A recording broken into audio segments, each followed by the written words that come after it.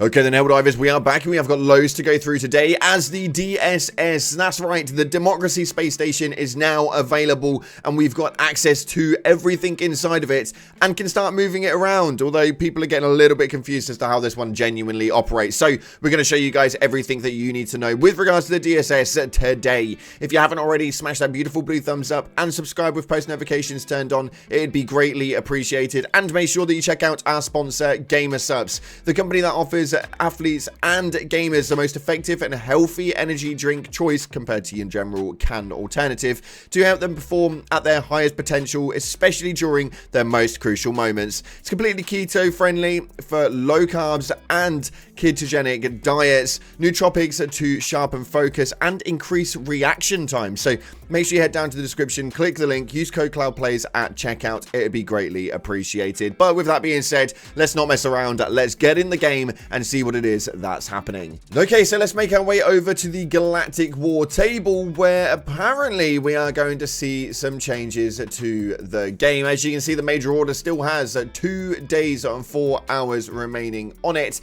but the Democracy Space Station is now live. Now, apparently there's a bit of a weird one on it. People got really excited and just sent it straight over to Mastia, which evidently was a little bit of a negative point, as we are probably going to have that one not only liberated by the time that we're able to move it, but there was a defense campaign, so I think people got a little bit excited. Nonetheless, we make our mistakes anywho.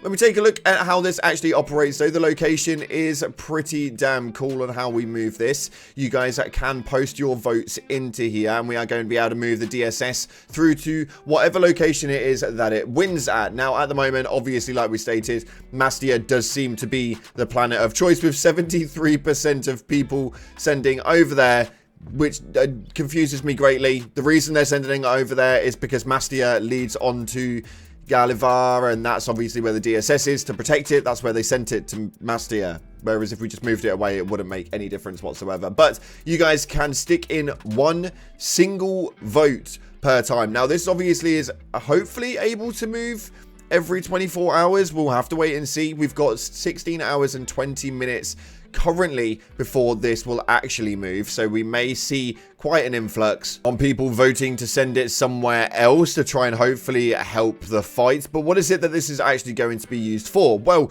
we have got another donation system, which is this right here, and this is called our actions, where the DSS tactical actions become activated when they have met their donation goals. Now, as you can see right here, it is very easy to do, although the problem with this is that they're asking for more bloody rare samples, man.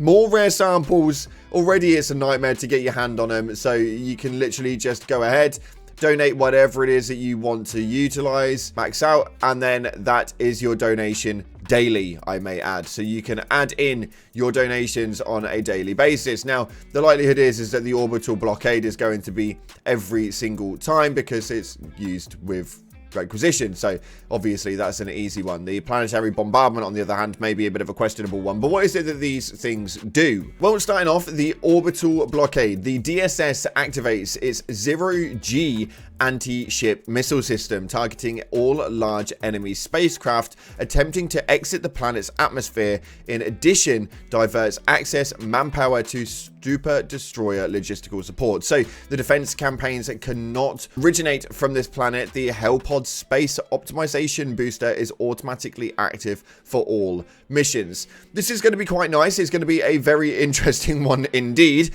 I'm kind of hoping that we have some aspect of the 0G actually take shape on this. I highly doubt that it will do, but it would be so funny. But I think that that's just a part of the description as to how that one will actually operate. So it's going to make things easier on that one with the orbital blockade. That's just my personal opinion. Let me know what you guys think on this one.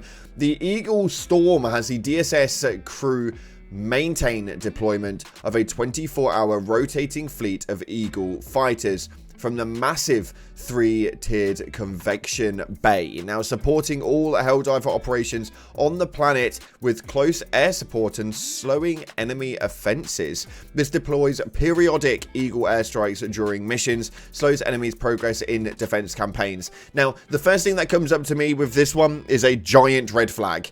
it says here that it deploys periodic Eagle airstrikes. Does that mean that we're going to have access to a specific stratagem that's going to send down Eagle airstrikes? Or does this mean that they're just randomly going to drop Eagle airstrikes on said planet for the due course? I don't really know how this one's going to operate. I'm kind of excited to find out. I think it would be hilarious if there was a just random like deployment of Eagle airstrikes being dropped down onto the planets. I don't know how it would work, and it would probably be a bit of a nightmare, but it would be pretty funny to say the least. And then we have got the planetary bombardment. The DSS fires non-stop orbital bombardments from its suite of 77 presidential class cannons, providing planet-wide artillery support and accelerating liberation efforts. Now this fires again periodic orbital barrages during missions, accelerating the progress in the liberation campaigns. Which again, I'm hoping it just means that we have an added stratagem. If it doesn't mean that, and it just genuinely